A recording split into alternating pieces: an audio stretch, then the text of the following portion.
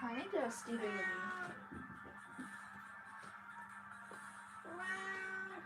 What? What?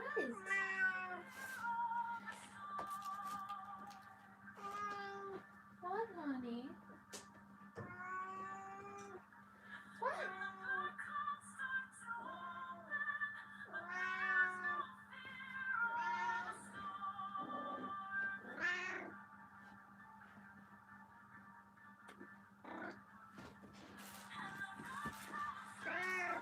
Do you just want cuddles? Yeah.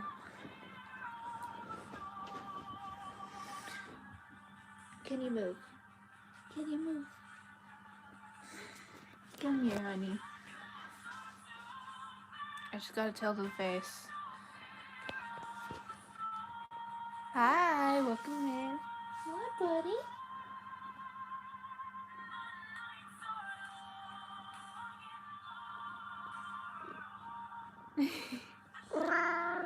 You're not going out there.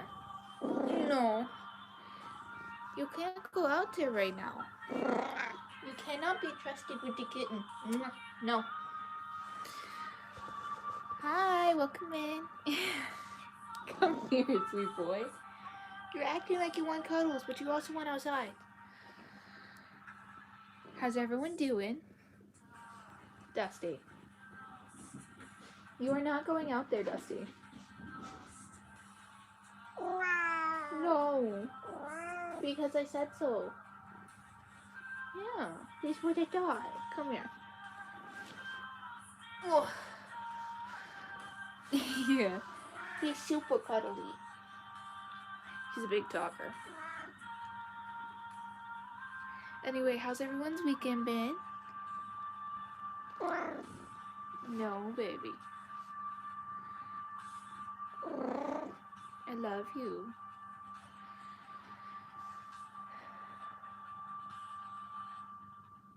Welcome in. Hope everyone's had a good weekend.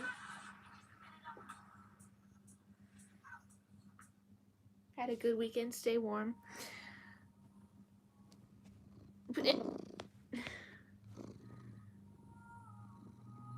Oh, are you talking about my characters? Because if so, thank you so much. Have you just decided to lay there? Yeah.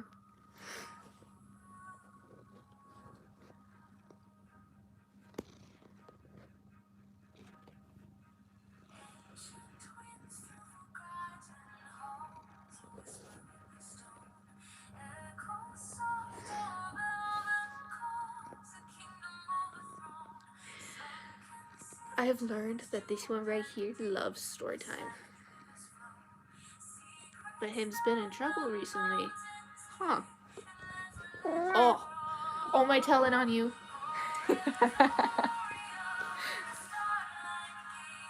You're not going out there. No. Anyway, how's everyone been? Oh, that's awesome. Hi, welcome in. Dusty, you are not allowed out there right now. No. No.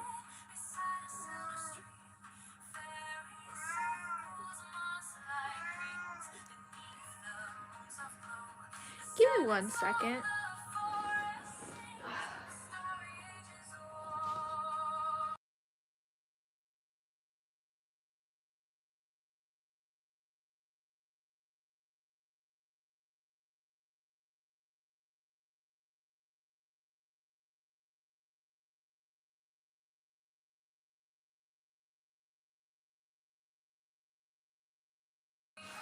I'm back.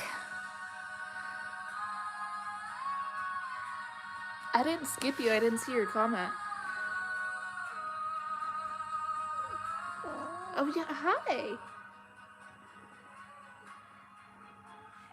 Anyway, I think we can get started. So, grab your storekeeper's cup, grab a blanket, grab a stuffy if you have one, grab a pet, and snuggle up because it's story time.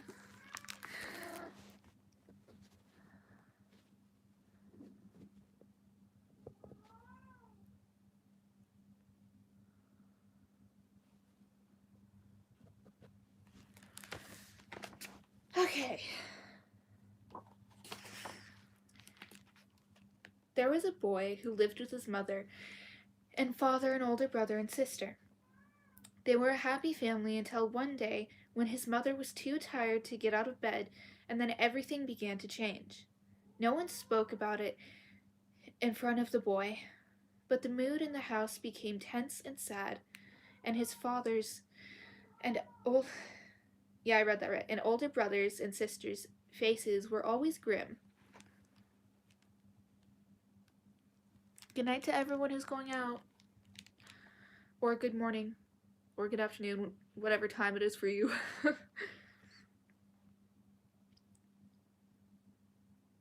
Where was I?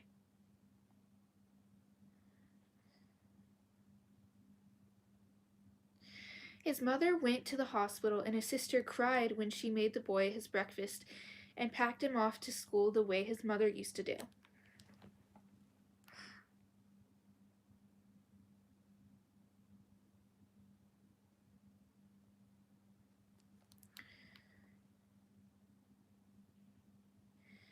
And the boy felt sad. His mother came home a few weeks later and soon lost all her hair and took to wearing scarves and hats. She started making his breakfast again, but often by dinner time she was too exhausted to cook. At first, there were still moments when she was happy and full of energy, but gradually they were overweighed by days when she was exhausted and the house was gloomy and quiet. I don't know where this is going because this is chapter 47. I don't remember this being chapter 47. But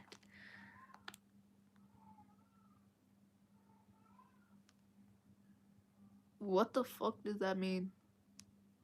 I've never seen that before. It went on that way for a while, and then one day his mother went back to the hospital. A few days later, the boy's father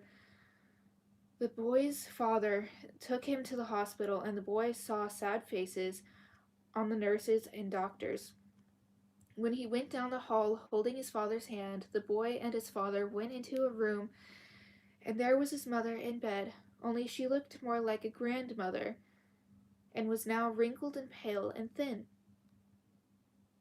Is this the right book? Yeah, this is the right book.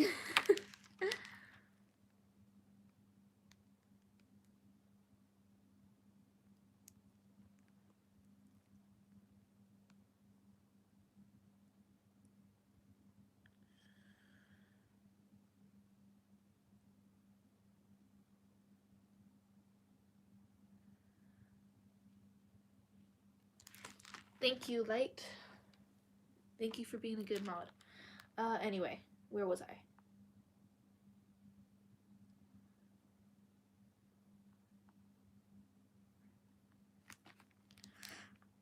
She held his hand and cried, and the boy knew something very bad was happening. Then the boy's father walked with him to the car, and it was the first time the boy had ever seen his father cry. And the boy felt very, very sad. At the funeral with almost replaced the word. With many crying people, the boy watched his mother's casket go into the ground, but it was hard to believe that she was really inside it. For a while, the boy lived in his house without a mother, and his father and sister and brother tried to do things his mother had done, but of course, they could not do any of them as well. And then a new woman started to come around, and after a while, the boy was introduced to her children. And then one day, there was a big party, and the woman and her children moved in with them. Sorry.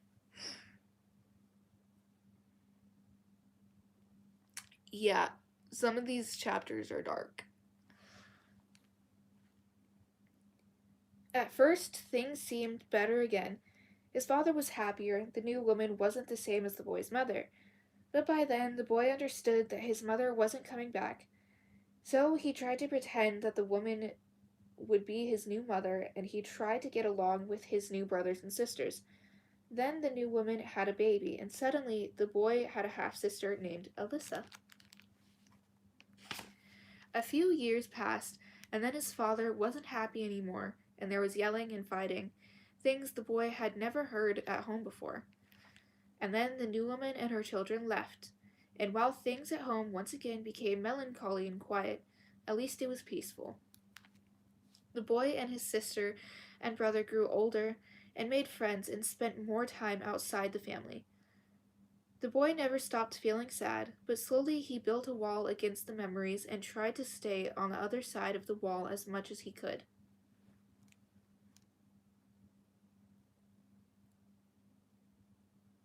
Oh, yeah, of course. I try to read every night for you guys, but sometimes I just can't. Sometimes I get busy or sick. Um, but yeah, after we are finished with this book, I will be reading one of my original stories that the main character has gotten so much love already. I mean, so much to me 'cause it's the very first story I've ever written. Do you want me to go back to reading? Okay. Sorry, he's yelling at me. Okay, where was I?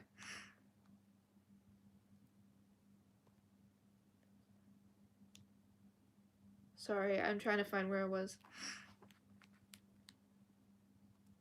Sometimes he would think of his mother, and an invisible door would open unexpectedly, and he would be pulled back through it and into the gloom. But after a while, he could always go back through the door to the other side. Then the boy met a girl, and everything changed. For the first time since his mother had died, he truly believed that he might be able to stay on the good side of the wall forever.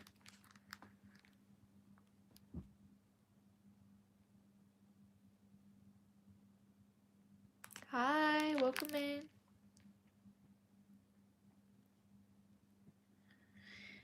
And even when the invisible door opened, as it still did now and then, he found that thanks to her, he could usually grab the door frame and pull himself back out. Why do I feel as if this is telling Slade's story? I don't remember this chapter at all. By then, his brother and sister had moved on, leaving him with Alyssa and his father. Oh shit. This might actually be his story, because he has a little sister named Alyssa, whose life was drywall and the EMS squad, and the television and a bottle. Deep down, the boy had what? Deep down, the boy had always. I keep skipping lines. Where the fuck am I? Had always known that drywall and the EMS squad would be his life too. That his father was depending on him. That he was the tape and mud that held. What?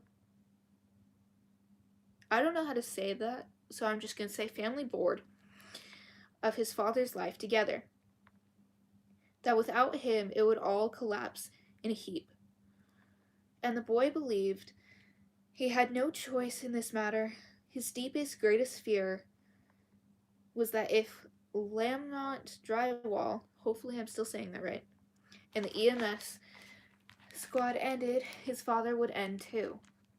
He had already experienced the loss of one parent and couldn't bear the thought of going through that again. Besides, now he had Callie. Yep, it's his story. And as long as he had her, things would be okay. Then high school ended, and it was time for him to serve in the armed forces, just as every Lamont had since the First World War. Damn, that's some serious family history.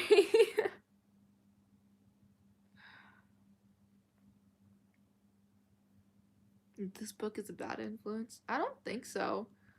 I mean, the main character is a really strong female lead that doesn't take shit from nobody. So, I don't see it as a bad influence.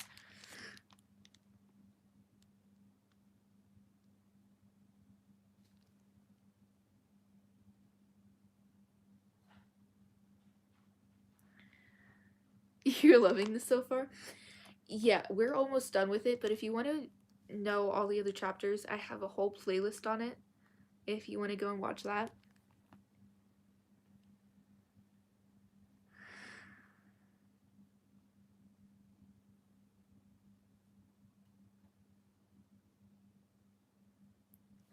Anyway, let's get back to the story.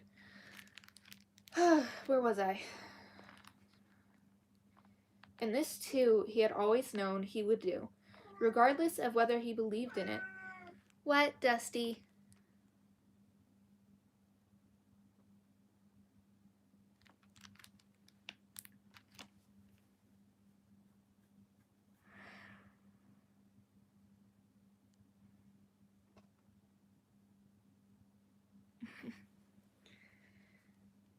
Come here, then. If you want to cuddle, come here. I'm not picking you up again. He's starting to act like the other cats.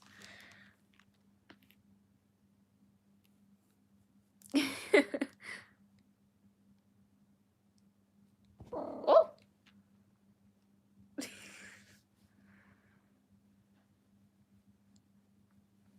Anyway, back to the story. Come here, cutie. Stay over there.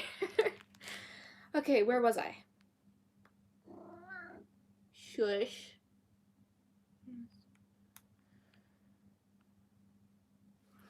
But he had a secret.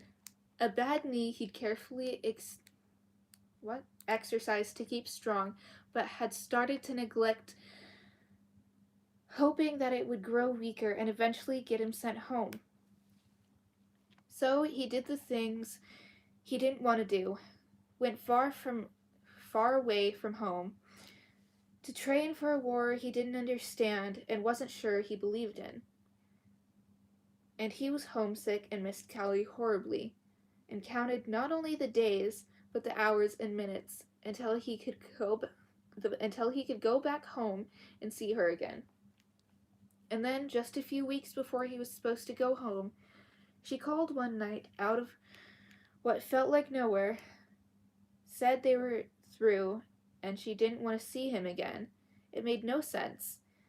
He felt as if he'd been blindsided. Suddenly, the wall he had built collapsed, and all the sadness came rushing at him and enveloped him, and he had nothing to grab onto. He flailed helplessly in the dark, went into shock, and became numb with disbelief. He called and wrote to Callie, but she didn't answer. It seemed unspeakably cruel and heartless for her to have broken up with him so abruptly and unexpectedly without giving him a chance to respond. And then, to make everything even worse, he learned that his unit would be sent overseas to support the troops at war. He stumbled through the final weeks of guard training like a zombie and then went home, determined to confront Callie in person. But before he could, someone else appeared in his life, someone familiar, and she told him that he'd both suspected and feared, that while he'd been away, the girl he loved had quietly begun to see someone else. The news was my brain, sorry. The news was excruciating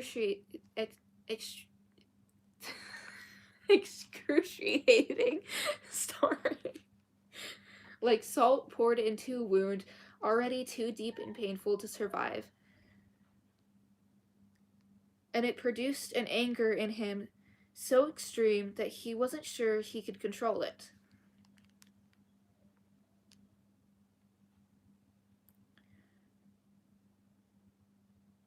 And yet he wasn't entirely surprised. He had seen it happen to others in the barracks. Now it was his turn. Frightened by his own anger and unsure that he could stand Callie's lying to him about this other guy, he decided not to confront her. Instead, he followed the example his father had set and tried to become numb and threw himself into work, meanwhile hoping that his bad knee might prevent him from being deployed.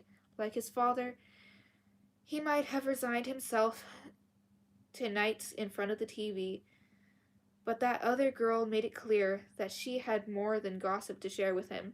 In fact, she had something to offer that might save his life. And that, my beautiful, beautiful, beautiful raindrops, is the end of chapter 47. I will be back tomorrow with chapter 48 and 49 because I just looked at chapter 48 and it's literally just 2 pages. But please do tell me your thoughts and theories in the comments. I'm always in those comments and I love hearing your thoughts and theories. But until then, good morning, good afternoon, and good night, my beautiful raindrops. Stay spooky, stay weird, stay dreaming, and don't let the Mave Cats bite.